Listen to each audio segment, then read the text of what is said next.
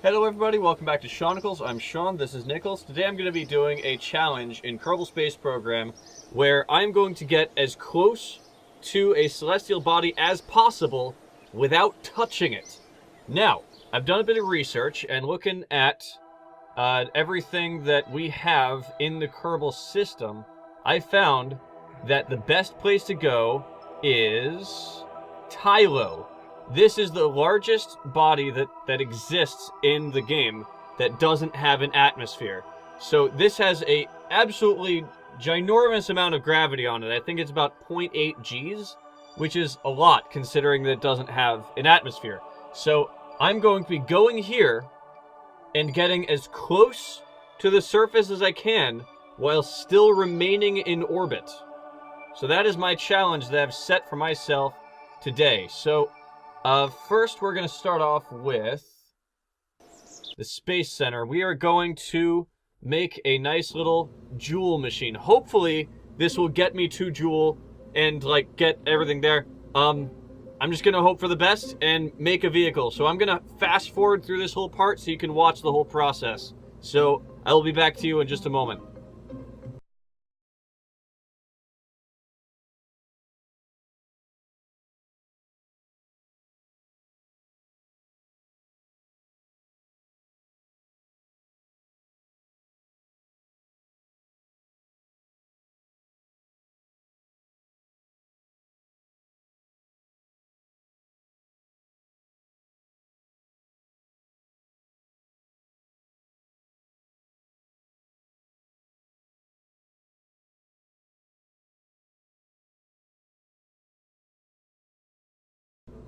Okay, here we go. So this is what I've built. I'm not sure if this will fly or not. I'm hoping I don't have to go back to the drawing board with this. It did end up being a much taller spacecraft than I intended. Oh, Kitty, where are you going? Ah, no, Kitty, you're knocking things down. Hold on. Kitty, you're knocking my cables. Knocking my cables, Kitty. Here, just take a seat and enjoy the ride. Bam. Okay, so yeah, as I said, this is, it ended up being a much taller spacecraft than I thought it would be. Fine, Kitty.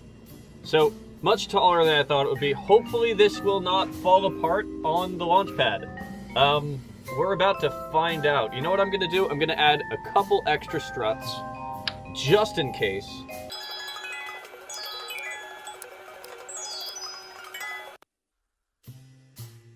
I'm not even sure if this thing will be able to go up off the launch pad. I assume it can, but I don't know. We're about to find out. Okay, I got a good amount of wobble there, but hopefully looks like it's stopped. Full throttle.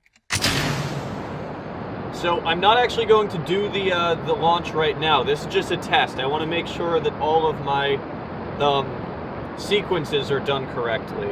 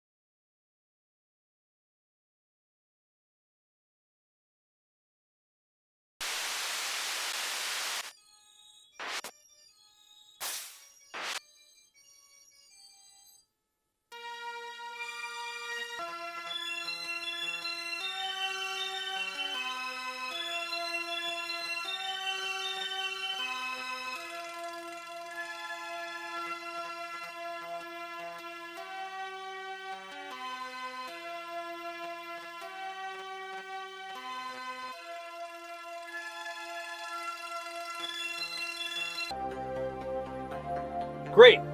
Super. We just left Kerbin's orbit. I can see Kerbin off in the distance there, but we are no longer captured by its gravity, which means that we can be off on our way to Jewel. I'm going to set that as the target, and we are going to accelerate outward toward it. So it'll take a bit of time to figure out this map here of where we want to do the launch. So I will fast forward through this little segment.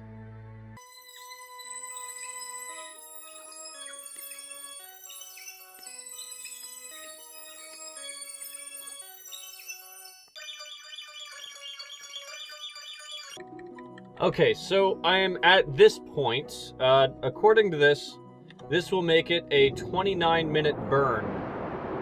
Ooh, this is going to take a really long time to do this. That's 29 minutes in real time. Can I accelerate? There we go. So I can accelerate 4 times.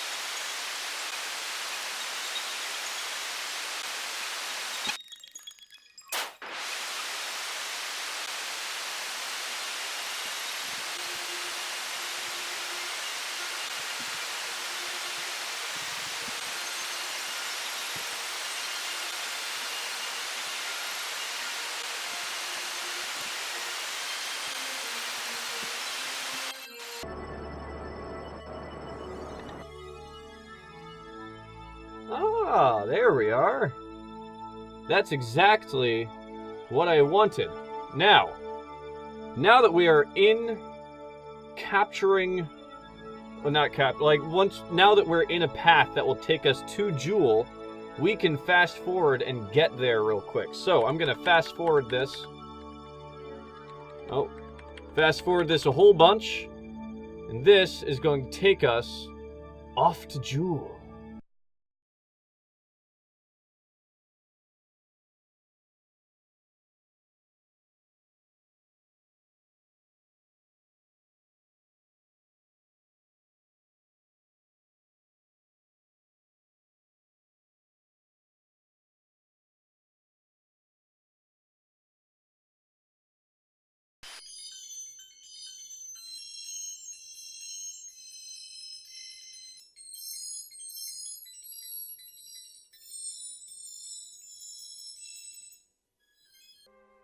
Okay, looks like we are entering the place where we want to be. So there's our target right there, that little guy spinning around. I'm going to wait until I get to my periapse, which is right there, almost there. Okay, great. So I'm at my periapse. So I'd like to turn this spacecraft around, point the node in the right way. We're getting there, folks. We're getting there, slowly but surely. How long am I going to have to burn to get this periapse, or the apoapse down there? Remember, I'm trying to get to that white sphere in there, the white, not sphere, the white, orbit. So, I'm going to set that as the target. Great. I not only want that, I want to level ourselves out. Like that. There we go. So that is what I'm aiming for. Right about... Oh. No. Okay, that's where I want it. So I'm going to aim my spacecraft right at that blue node. There we are. Want to make sure that's right on the dot there. Okay, great. So that is a 9-hour burn that we're doing. Super. Oh no, 8-minute burn. Okay, that's much better. Time accelerating, going 4 times speed, and you guys are going to go even faster. I can only go 4 times, but through the magic of editing, I can make you go really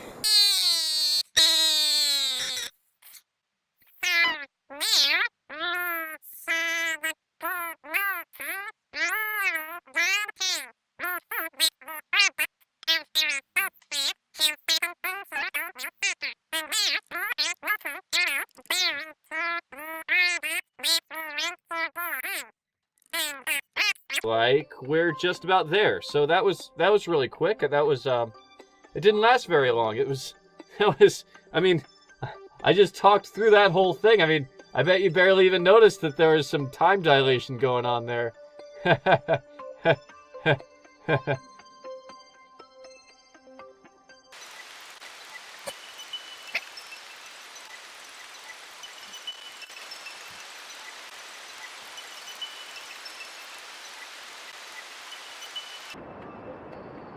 Okay, great. So there's our burn there.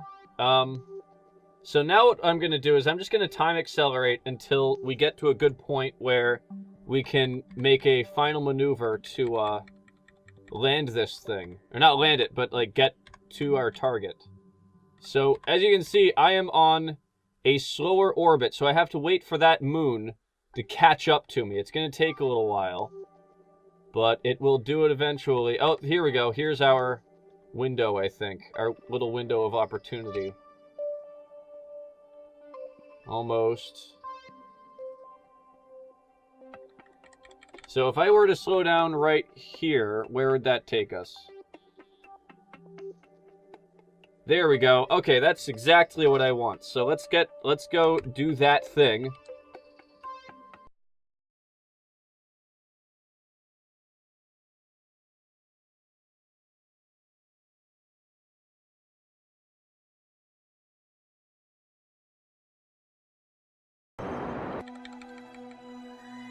Here we are. Okay, so I'm going to do a quick save, and now hopefully this shouldn't fall apart on us, so I'm all out of fuel on these guys right here. Yes! Okay, great. I'm just going to continue our drop. Now, while that was accelerating back when we were first trying to get onto Joule, I looked up our magic number for this space flight, and our magic number is this. 11,290 meters. That is the tallest mountain on this little moon right here. So I need this periapse to be higher than that. But I want to get it as close as possible. So what I'm going to shoot for is somewhere around 11,350. I'm going to give myself a buffer of about 60 meters, which is barely anything. I want to stress that. That is almost nothing. So 11,200.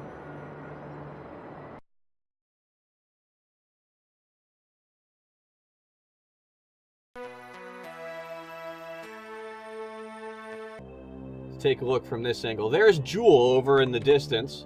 That is the equivalent to Jupiter. So we're just going to get closer and closer and closer to this until we reach our node here. 4 minutes. Ooh, we're so close. Oh god, we're getting closer. We have another 3 minutes, 30 seconds until we hit the node.